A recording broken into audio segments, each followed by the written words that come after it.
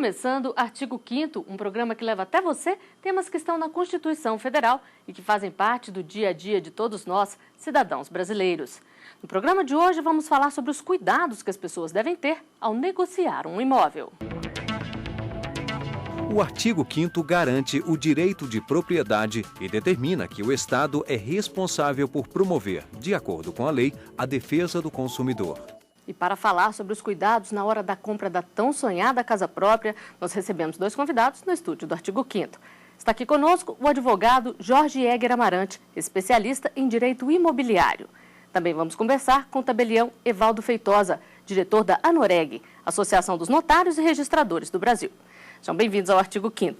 Doutor Jorge, eu gostaria que o senhor começasse falando para a gente qual é a legislação que rege essa negociação de imóveis. Bom, Flávia, além da Constituição Federal, o artigo 5º, os incisos 22 e 32, que falam do direito do consumidor, bem como as garantias que tem também no 54, incisos 54 e 55, quanto ao patrimônio não poder ser tirado sem o devido processo legal, ampla defesa e contraditório, a principal norma que rege é o Código Civil. O Código Civil traz a forma solene que deve seguir o contrato de compra e venda de imóveis. Mas também, dependendo do tipo de relação, ela pode ser também aplicada o Código de Defesa do Consumidor e deve ser observado também em relação a construtoras, a lei de incorporações imobiliárias, deve ser observado também a legislação de parcelamento de solo urbano e ainda a lei de registros públicos, que é uma lei também necessária quando os atos solenes forem formalizados. Então, via de regra, são essas normas. Doutor Evaldo, e qual é a responsabilidade dos cartórios nesse tipo de negociação?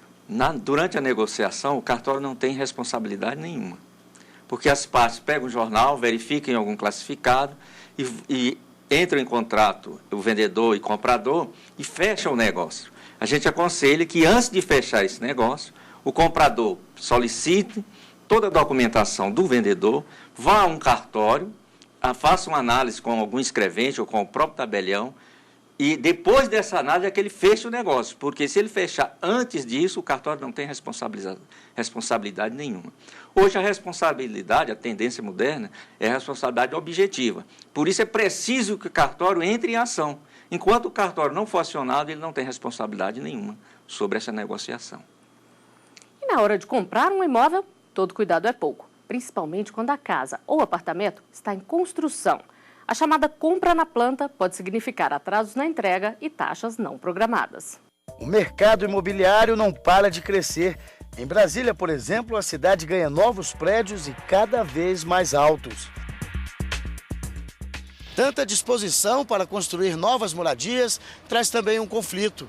Muitos dos futuros moradores têm que lidar com a ânsia desenfreada das construtoras em faturar. Algumas são suspeitas de cobrar a mais de quem compra o imóvel ainda na planta. O contrato é desrespeitado e as parcelas só aumentam com o passar do tempo. Esse especialista em direito do consumidor alerta para essa situação. Você consegue, na mesma metragem, no mesmo bairro que você vai comprar, um imóvel com 3, 4 anos de uso com o metro quadrado mais barato. Então, financeiramente, não é vantajoso. Para investimento, muito menos. Para investimento, só seria vantajoso se ele chegasse lá e comprasse antecipado e à vista e com desconto. Vinícius está perto de se casar, um sonho que ele pretende brindar com a nova casa. Mas todos os meses ele tem uma surpresa desagradável com as taxas cobradas pela construtora. Está chegando vários boletos que a gente não sabe qual é o valor específico. Eles mudam data de vencimento, não avisam ao cliente. São taxas, por exemplo, de ITBI, são totalmente diferentes para cada cliente. São várias coisas que a pessoa que quer comprar até a primeira casa, a primeira moradia, aí quando olha, fala assim, não, eu não consigo pagar. O advogado diz que há cobranças de mais e compromissos de menos. Por isso é fundamental que o futuro comprador avalie bem nas cláusulas contratuais. Tem construtora que está repassando a cobrança do IPTU para o consumidor sem a entrega do imóvel. Tem empresa que está cobrando taxa de despachante imobiliário do consumidor. O consumidor não é obrigado a contratar o despachante imobiliário. Então, tudo quanto é tipo de abusividade, ela pode ser afastada judicialmente e trazendo o equilíbrio do contrato, ou seja, o consumidor pagando aquilo somente que a lei lhe outorga o pagamento.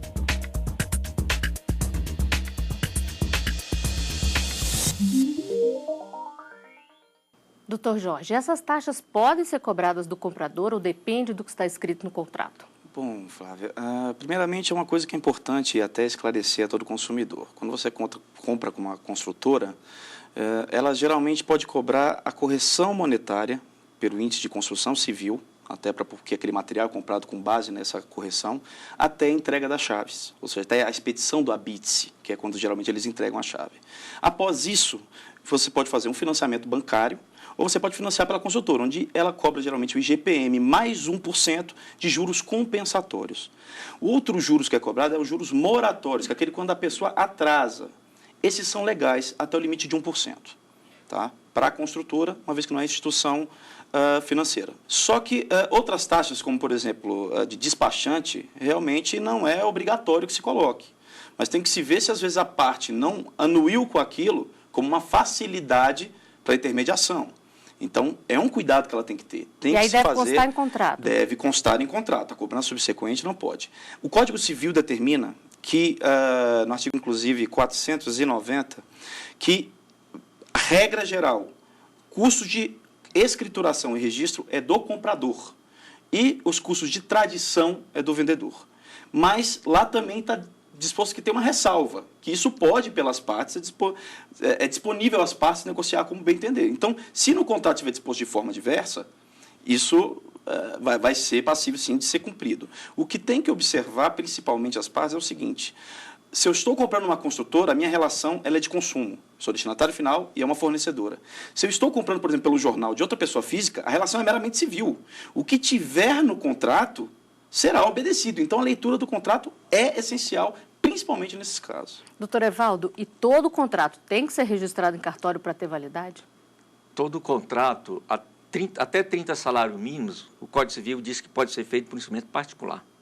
Acima de 30 salários mínimos é que é feito através de escritura pública. E ali tem que ver o artigo 215, que estabelece toda a exigência da escritura pública. Então, até 30 salários mínimos, instrumento particular. Apenas vai-se ao cartório para reconhecer a firma. E, acima de 30 salários mínimos, só por instrumento público.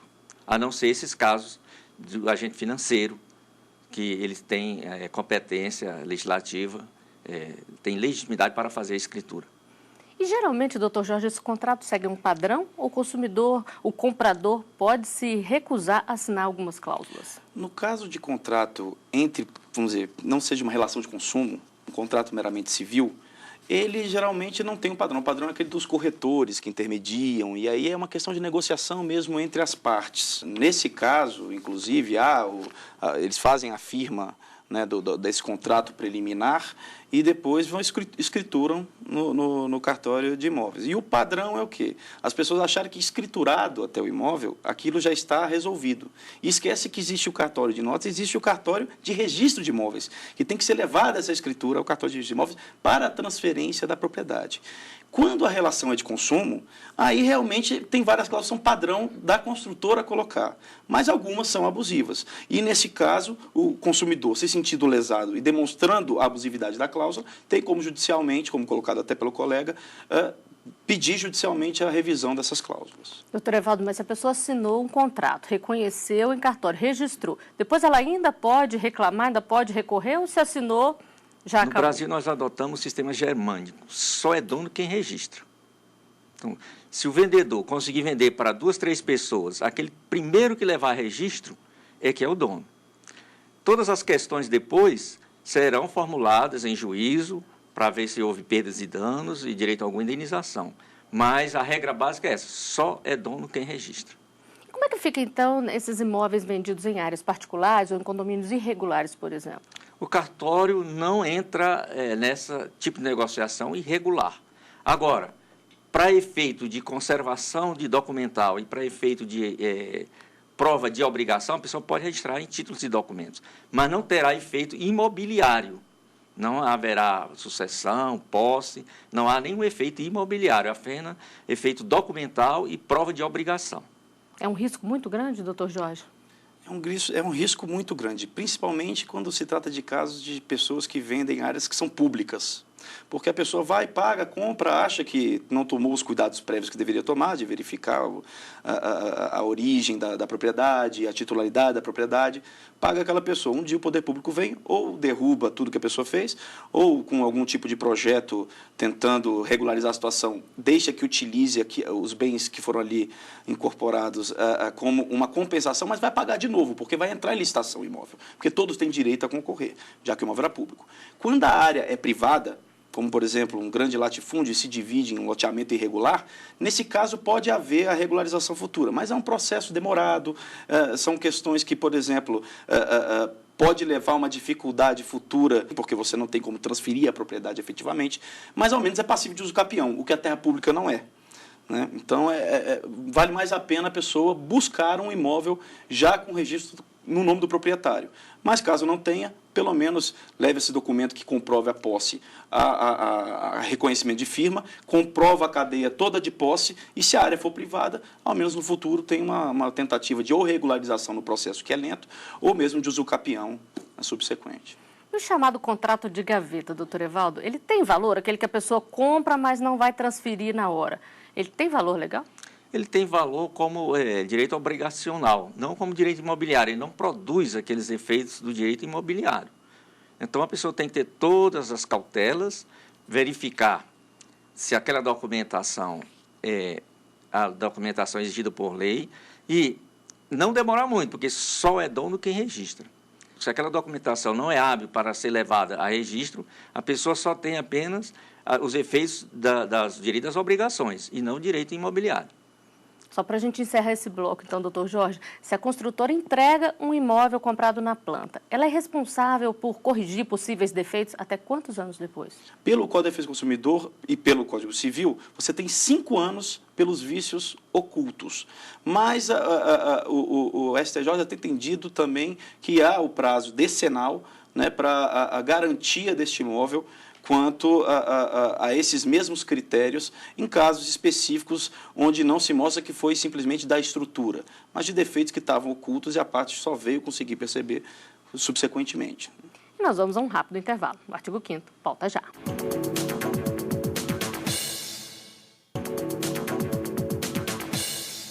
Estamos de volta com o artigo 5º. Hoje os nossos convidados são o tabelião Evaldo Feitosa, diretor da Anoreg, e o advogado Jorge Egger Amarante, especialista em direito imobiliário. Eles conversam conosco sobre os cuidados que as pessoas devem ter ao comprar um imóvel. E de quem é a responsabilidade quando a transação imobiliária envolve documentos falsos. No Rio Grande do Sul, o Tribunal de Justiça determinou que o negócio fosse desfeito, mas garantiu indenização aos compradores que foram lesados. A tão esperada compra do imóvel se transformou em pesadelo para os autores da ação. Eles assinaram um contrato no valor de R$30 mil com o vendedor e a transação foi feita no cartório normalmente. Mas depois veio o problema. Os herdeiros do antigo dono do imóvel pediram a anulação do negócio. E como ficou comprovado que a assinatura do falecido havia sido falsificada, a Justiça invalidou a escritura. Os compradores ajuizaram uma ação de indenização contra o vendedor, a proprietária do cartório e o estado do Rio Grande do Sul. Além de devolver os R$30 mil, os réus vão ter que pagar também as despesas que os autores da ação tiveram com as melhorias do imóvel e R$20 mil por danos morais. Doutor Evaldo, num caso como esse, houve erro do cartório que registrou o documento falso como sendo verdadeiro? Hoje a responsabilidade é objetiva. Se é objetiva, não precisa provar culpa. Desde que o cartório atuou naquele caso, ele responde e ele depois entra contra direito de regresso contra o empregado ou contra as partes que fraudaram. Só esse pequeno lembrete, cartório não tem personalidade jurídica. Aciona-se o próprio tabelião. Então, o tabelião ele é responsabilizado no caso como esse? O tabelião é responsabilizado desde que houve atuação do cartório. Doutor Jorge, como é que o comprador ele pode se prevenir para não ser enganado por documentos falsos? Primeiramente, verificar a titularidade, né, da propriedade, ou seja, pega uma certidão de ônus, verifica se o proprietário é o mesmo que vai assinar o documento, confere os dados, verifica se realmente essa pessoa é aquela que vai ser a signatária, É bom também verificar nessa certidão de ônus do imóvel se não tem nenhum tipo de restrição, se não tem nenhum tipo de informação que seja, vamos dizer, prévia para ele poder garantir que esse negócio vai ser feito de forma correta. Se houver uma falsificação do documento em si, aí é uma questão que até o cartório também não tem responsabilidade, porque vem um documento falso e ela presume ali verdadeiro, ela não vai verificar a autenticidade desse documento. Aí é o caso até de fazer um boletim de ocorrência e verificar depois a responsabilidade criminal. Mas indenizatório vai ter, como o doutor inclusive falou, é uma questão de responsabilidade objetiva, então independentemente de culpa vai indenizar. Por isso é que nós orientamos que a pessoa, antes de fechar a negociação, pegue toda a documentação, leve a um cartório, é de graça essa análise, ele faz toda essa análise, aí depois a pessoa está segura para saber se está fazendo um negócio regular. Se ele não fizer isto, o cartório não atuou, então não entrou na negociação. A partir de que o cartório faz essa análise e orienta as partes, aí o cartório já está envolvido na negociação. Se o vendedor se recusar a entregar essa documentação... Desconfie, né? Já desconfie, porque a boa-fé já está embutida na negociação. E se a parte já se nega a entregar o documento, já é o indício de que tem alguma coisa irregular. Mesmo assim, se ele se negar, a pessoa pode ir no cartório de registro de imóvel, pedir a certidão, qualquer pessoa tem acesso a essa documentação para ele verificar. Mas já é um indício de que o negócio não vai bem se o vendedor se negar a entregar a documentação. E além dos documentos pessoais do vendedor, a certidão do imóvel, tem mais algum documento? Tem. A Lei 7433 estabelece toda a documentação que é exigida para o imóvel e o artigo 215 do Código Civil.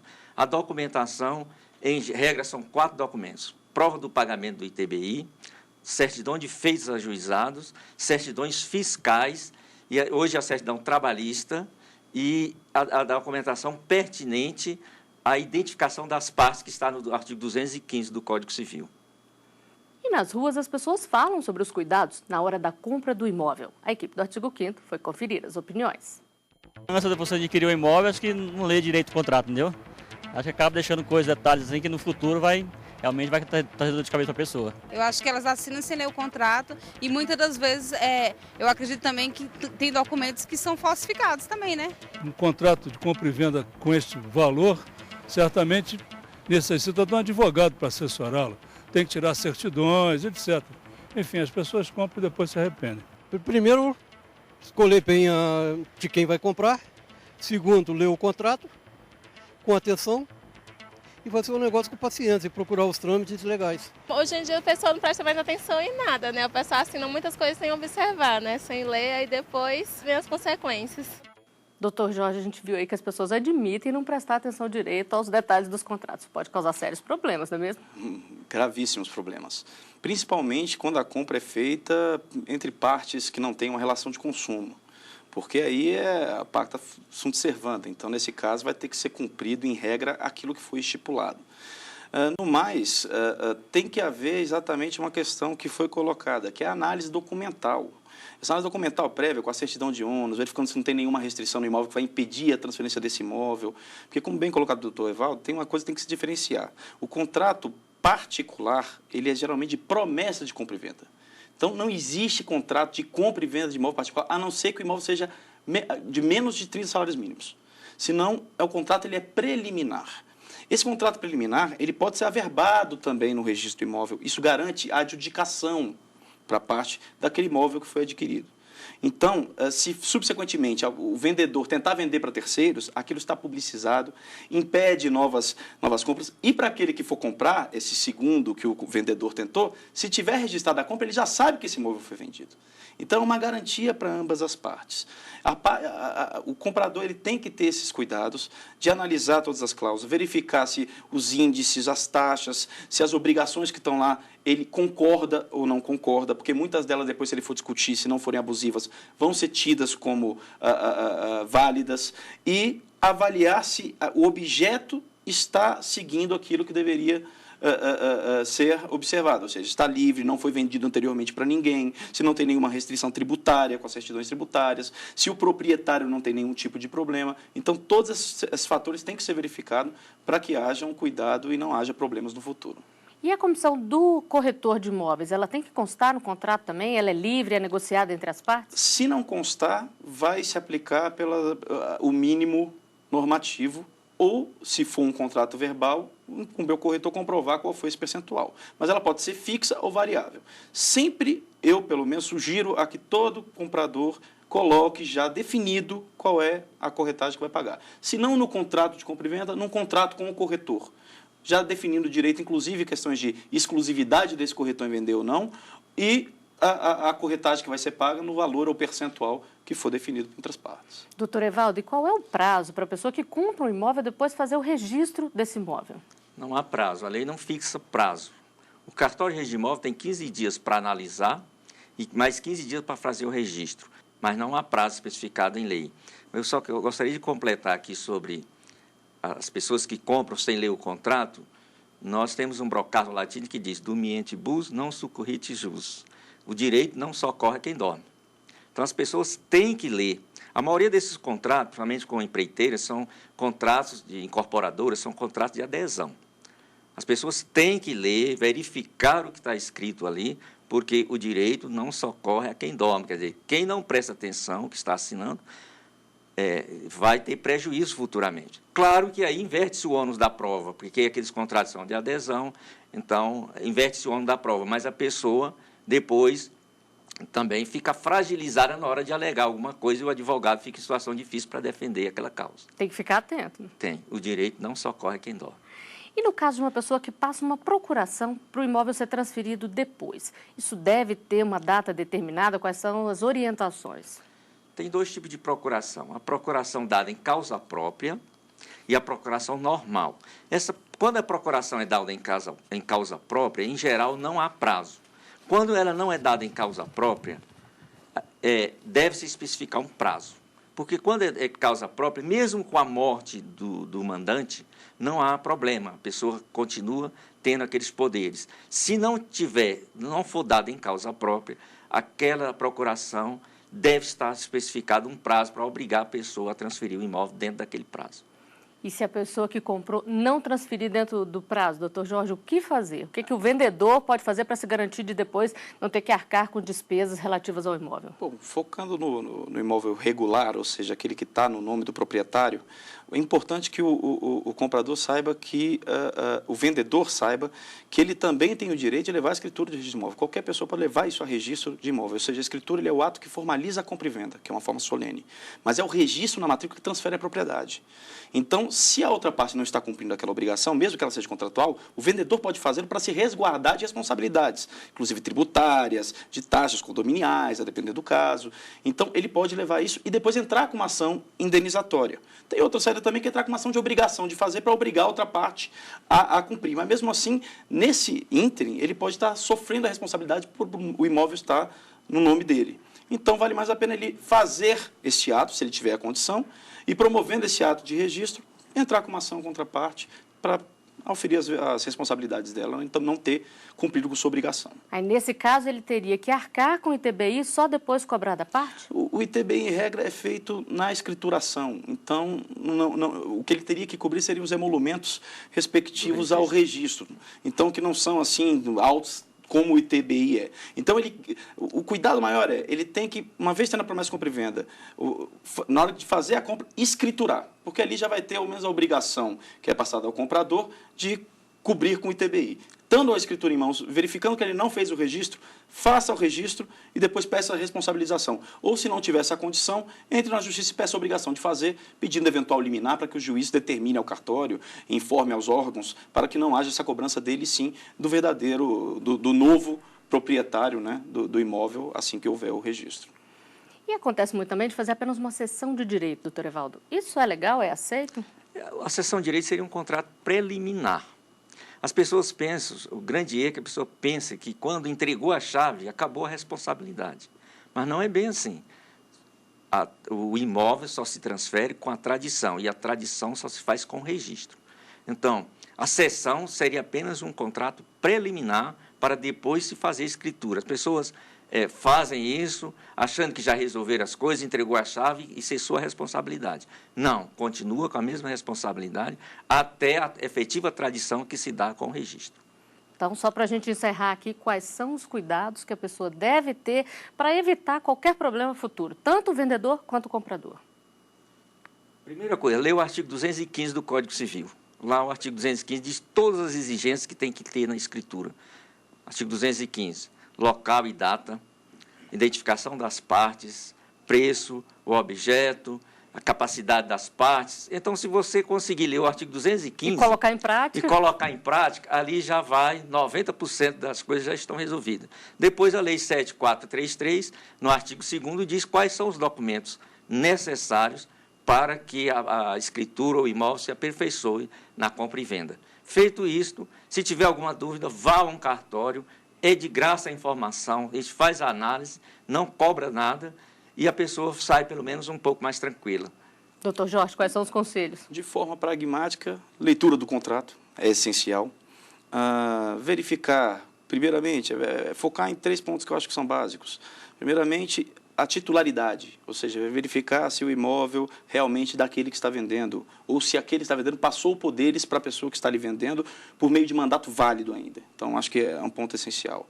Outro ponto essencial, verificar se não existe nenhuma restrição sobre esse bem que possa impedir essa venda ou passível de vir a ter uma restrição. Então, se aquela pessoa tem processos judiciais de grande monta, se tem uma dívida tributária muito grande, a dívida sobre o próprio bem, então, que são documentos, inclusive, que ao cumprir com esses pré-requisitos legais, a pessoa vai ver. Mas uma forma mais pragmática seria a análise dessas certidões e verificação da situação que a pessoa tem para que não sofra depois eventual perda da propriedade desse bem por evicção ou algum fato subsequente. Bom, e com essas dicas importantes, nós chegamos ao final de mais um Artigo 5º. Doutor Evaldo Feitosa, doutor Jorge Egger, eu agradeço a presença de vocês aqui conosco e lembro que você também pode fazer parte do nosso programa, mandando sugestões para o e-mail artigo5@stf.jus.br. A gente se vê na semana que vem. Até lá!